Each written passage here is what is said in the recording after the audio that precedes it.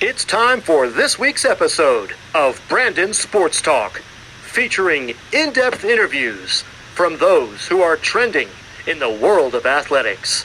And now, here's the host of Brandon Sports Talk, Brandon Pate.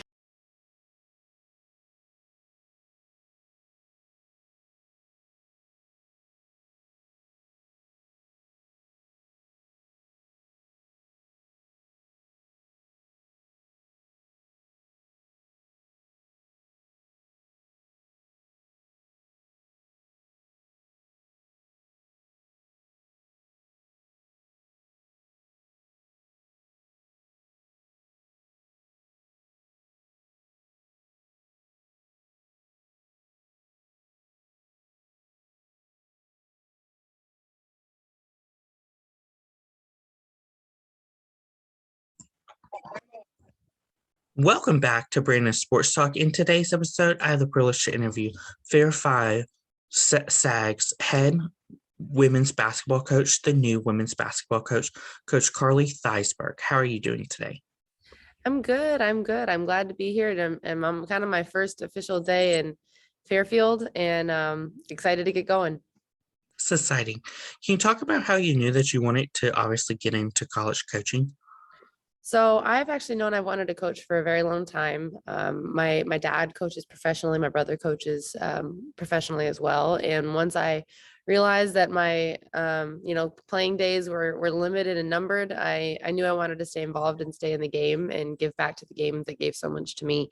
So I actually majored in sports psychology. I majored in psychology with kind of a concentration in sports psych, knowing that would enhance my ability to coach. What's it like going to Florida State to become the recruitment coordinator? So I was super fortunate to go work for Coach Sue, and she really showed me the reins of how to attack recruiting in a really unique and innovative way. And so I learned a ton in my year in Tallahassee and learned from one of the best who recruits really personally with the student athletes and with the prospects. So learned so much in that time, and still use our system and our approach to this day. How is that like, obviously, going to the Power 5 school in the SEC to go to Mississippi State? So that was an amazing experience. Coach Schaefer, took a chance on me. I had been coaching at Eastern Michigan and took a chance on me to, be a part of his power that he was building in Starkville. And so I got a chance to go down and be a part of a program that went to 2 Final Fours, back-to-back national championships. And I learned so much from Coach Schaefer, not only in how to run a program, but how to coach defense, how to win, how to engage with the community, which are several things that I plan on using here at Fairfield. And just our fan base and our following was amazing. And so, not only got to learn about the basketball side of things, but how to harness a community around your program. What was that like, obviously, being a part of that championship culture? There's nothing like it. I think the biggest thing I can pinpoint is Coach Schaefer was incredible at developing habits, winning habits. And so it paid off. I mean, in the moment, you just keep working and you just keep practicing and you just keep coaching, but it was amazing to kind of look back and see how that pays off and build a championship team. What was it like during your time as the associate head coach for Minnesota Golden Gophers? So I got to work with some amazing people in Minnesota. So Coach Whalen was our head coach there, and I had known her for about 18 years now. Looking back, I actually kind of come full circle. I knew her when my dad was coaching the Connecticut Sun, and so we lived in Connecticut at the time. And she was drafted in 2004, so we're going back almost 18 years. And so I got to, rebound for her as a high schooler and be in the gym with her a lot. And so when she got the job at Minnesota, I wanted to go and be a part of building something with her and building something from the ground up. And it was an incredible experience. It was great for me to kind of see what taking over a program looks like, what you have to do, the steps you have to take. And for me, it forced me to think like a head coach to prepare me for this moment. So we got to coach some amazing young women. I got to be around amazing staff members every day. And I just I will always take away from Lindsay how she leads for the people and how she takes care of her people and is really genuine in her relationships. How did your time with the Minnesota Golden Gophers help you into where you are now at Fairfield? Yeah, so I guess I touched on it a little bit. So Coach Whalen had just retired from the WNBA basically that same summer that she took the job. And so she wasn't with us kind of that first 3 or 4 months every day because she was still playing with the Minnesota Lynx. And so for me, I had to really, again, like I said, think like a head coach. We went on a foreign tour to Italy and Coach Whalen wasn't able to go. And so I had to really think and lead in a kind of an interim status in some ways. And then this past year, Coach Whalen actually had to get her appendix out. And so same things applied as I was an interim head coach for a couple of games and forced me to kind of get comfortable in that role. And so those are things right off the bat that just made me think like a head coach. And then I'm just so thankful for another experience because she operates very differently than other coaches I've worked for. And she leads with love. And I've really enjoyed watching how that impacts the people around her. What's the feeling like when you finally got announced that you became the head coach for Fairland?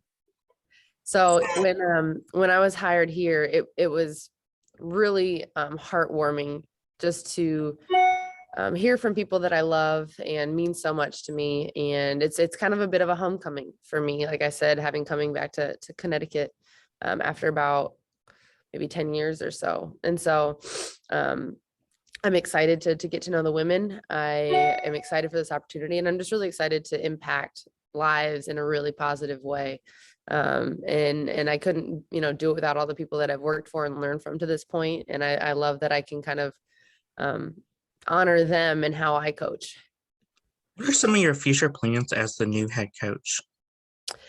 Well, first and foremost, it's to get to know the team and get to know the women. That will be kind of top of mind here as we go into this, week. We have our, our press conference tomorrow, and then we'll start workouts this week. And so I'm really going to get to know our women, get in the gym with them, work out with them.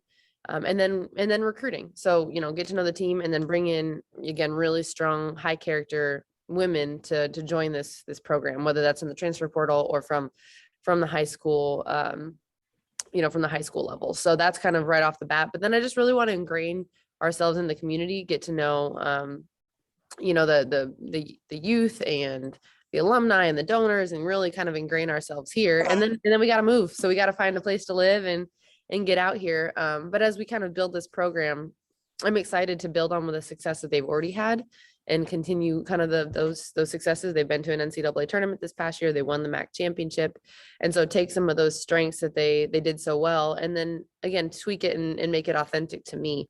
So that looks like, sharing the ball offensively, playing with pace, but taking care of the ball and being really efficient on the offensive end, which they've done for several years under Coach Frager.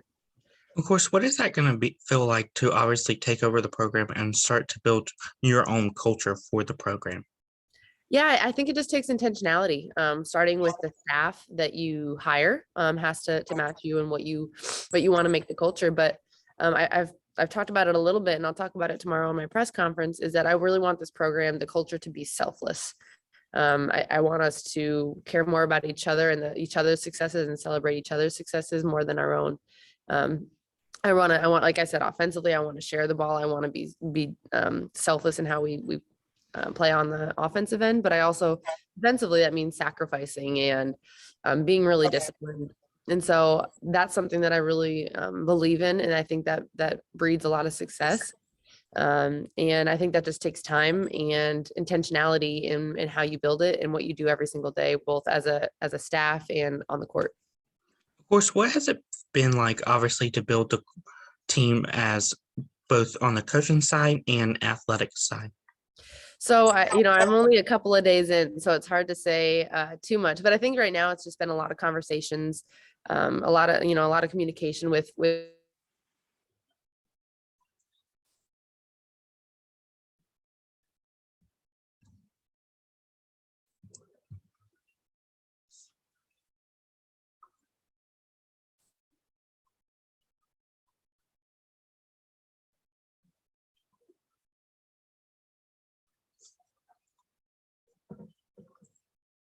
there. And now it's just continuing to bring in people on our staff and then on the team that those values align as well. What is it going to feel like on game day to finally become the head coach and get to sit in that first seat? It's going to definitely feel different. I've been an assistant now for about 8 or 9 years, so it's going to be different. Like I said, I had a couple of experiences of being the head coach in the last year. But I'm excited. I think that was the thing that surprised me last year when I was in that interim role, is that it was a lot more comfortable than I realized that it would be. It was kind of this daunting, scary thing that became really comfortable for me when I was in that position. And so while it will feel different, and now I'm the one calling the shots instead of just giving suggestions, I'm excited for it. How's it going to feel like, obviously, to have a new role at a new school and obviously grow that experience? I mean, every place that you go, anywhere new that you go, there's a lot of new things and a learning curve as you go. But I'm just really excited to get to know this community and what's unique to this community, get to know the people and really invest in the people here. And I think kind of success grows from your investment in people. As you start, obviously, the recruitment process on prospective student athletes, what are some of the things that you are looking at now as a new head coach? So strictly from a basketball standpoint, one thing that I really value, and it's who I was as a player, and I think it's the way the game is going, is I want to recruit shooters at every position. I think the more shooters you can have on the floor, the better you and more efficient you can be offensively. And it just fits the way that I want to play, with a little bit more pace and a little bit more, space on the floor. However, if there's somebody that you really like, that fits the culture and, wants to be a part of Fairfield, if you can't shoot, that's fine. I think you have to be elite in something outside of that. You have to have an elite skill that that person is going to bring to the table every single day. And so from a basketball standpoint, that's important. And then from an intangible standpoint, like I said, the selfless piece is incredibly important. The work ethic kind of goes without saying, but that's something that I've always prided myself in my career, is the ability to outwork people, even when, maybe I for most of my career, I was less talented. And I think you can make up a lot of ground just by being willing to outwork and then just embrace the process and not just be so goal oriented. So those are things that I plan on looking for in the recruiting process, asking really intentional questions about that to make sure that that any student athlete that we bring in is a good fit. You're going to feel like, obviously, to run an official visit as a new head coach? Well, I have to get to know the campus a little bit better and in a quick amount of time. However, as a recruiting coordinator at some other schools, it's something that I have directed a lot of as a recruiting coordinator. So running an official visit is exciting to me. It's kind of my background as a recruiting coordinator. And so now as the head coach, now it's more on me to kind of be the final say and the final seller of the program. And so it'll be a little bit different role, but as far as, running an official visit, that's something that I do have a lot of experience with. As you talked about, obviously, being a head coach and having the final say, what has that transition been like for you, making that final decisions? Well, that's still a lot to come. I like I said, I'm only a couple of days on the job, so I'm still getting some experience in that, but that will be a difference. That will probably be one of the bigger differences of being a head coach, is kind of being the final say and having all eyes on you. And so that will be an adjustment, but something that you just take day by day and evaluate your decisions and see where you can get better as you go. What's it going to feel like on game day to be able to sit in that first seat? Again, it'll be different. But hopefully, it should be a good different, in that, I have visions and thoughts of how I want to play. And now, again, those are really authentic to me. As an assistant coach, you're constantly giving suggestions. I think I was like 100% in my suggestions as an assistant coach, but as a head coach now, any decision that you make falls on you. And so that will be a different level of responsibility, but one that I'm excited for. What are some of the teams that you'll be facing as a new head coach? So we'll be in the MAC this year, which is really exciting. I never played in the MAC, but Monmouth was where I played, and they last year were in this conference. I'm familiar with the level. But last year the Quinnipiac and Manhattan were the other two that were top of the conference. Marist has been really good. we've got teams like Siena and Canisius and in Niagara, some really good teams that will definitely, provide a lot of competition for us. Our non-conference schedule isn't done yet, but we, anticipate having a really competitive non-conference schedule as well. Of course, what is that going to feel like to obviously get to play those new teams like Quinnipiac? Well, I played them a lot in college, and that they were in our league in the NEC, and they're talented. They're very good year in and year out, and so that will be a really exciting challenge. But I do know that they're one of our rivals, so we'll get after it. What has it been like, obviously, as head coach to obviously build the schedule?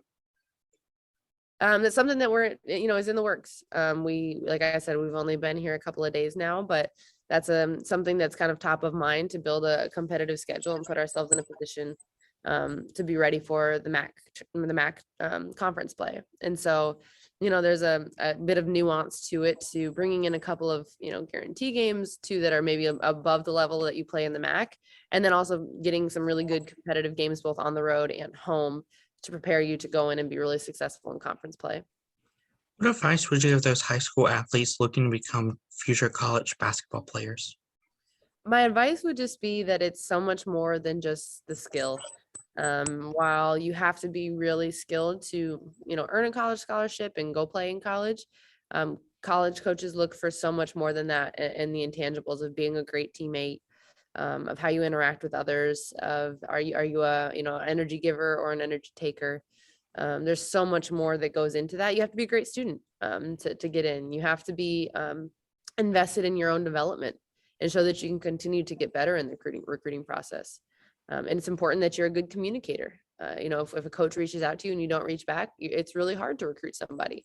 So there's a lot of nuance in things off the court that also play into recruiting. And so don't just be so focused on, can you shoot, can you dribble, can you pass, what are your skills like? Because there's a lot that goes into being a part of a program. What advice would you give those college women basketball players looking to play professionally, whether it's the WNBA or now Athletes Unlimited? It's a daily process. The amount of work that goes into it is often underestimated. And so those goals are really big goals, and it's a very small percentage of players that get there.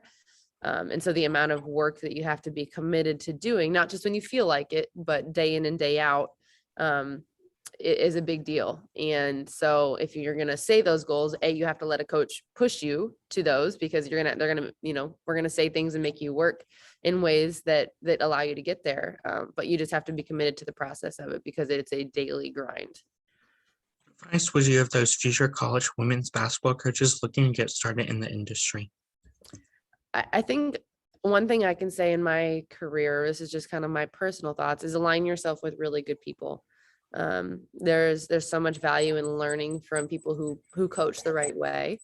And those are people you want in your corner to help you grow, to push you to grow, to allow you to learn and give you a lot of different things to get your feet wet. So I think the more you can align yourself with great people, that will pay off in major dividends down the road. Of course, what are some of the biggest tips that your father gave you as you begin this new journey as head coach? Well, I think first and foremost is he echoes what I have said, just as far as who I bring in and who I put around me, bringing great people. And then I think we align in how we'd like to see the game played. And so he's someone that I pick his brain a lot as far as the basketball and the X's and O's. And so he's a great defensive coach, but he's a fantastic offensive mind. So he's someone that I'll consistently pick his brain on, style of play and things to work on as a team, practice individual skills, things like that. Of course, what has your family helped you in, obviously, in making this big decision to become head coach? I think they've just really poured into me and helped me be true to myself. Like I said, there's so much that is important from a basketball standpoint, but it's not everything.